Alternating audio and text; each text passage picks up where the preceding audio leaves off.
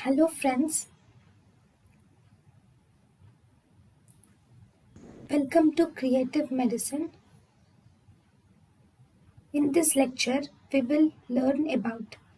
Hello friends, let us now learn about the omphalocele. What is omphalocele? Omphalocele is here the intestine will fail to return back into the abdominal cavity, into the intra-abdominal cavity. So if you see, during the embryonic life, the intestines will come outside the umbilicus, outside the abdominal wall, and they undergo rotation. After rotation, if they fail to return into the abdominal cavity, then we call it as omphalocele. So this omphalocele is covered by two layers. It is covered by number 1 amnion, and then it is covered by peritoneum. This is of two types. One, the defect can be either smaller defect, the defect can be either small defect, or the defect can be a larger defect. If the defect is small defect, there is protrusion of small amounts of bowel. If it is small defect, then there is protrusion of small amounts of bowel will be seen. If it is larger defect, you will see that there is protrusion of small bowel. Along with the small bowel, you will see that there will be protrusion of liver also. Then this defect is actually associated with trisomy 13, 18 and 21.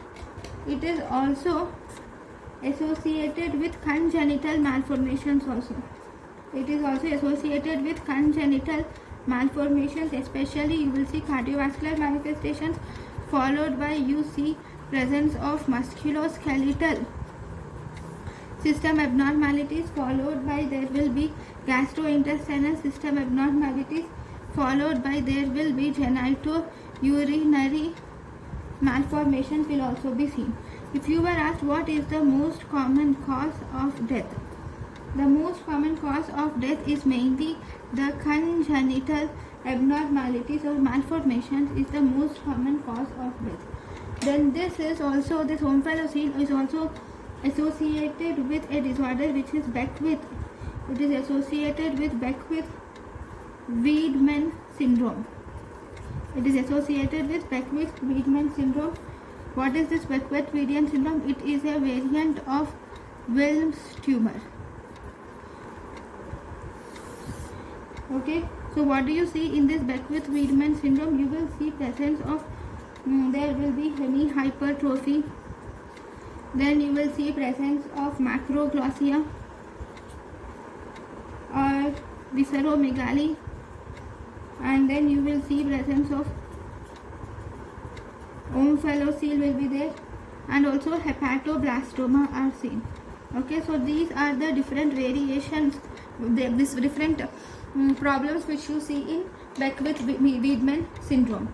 One more important thing here is you will see this is associated with poor prognosis.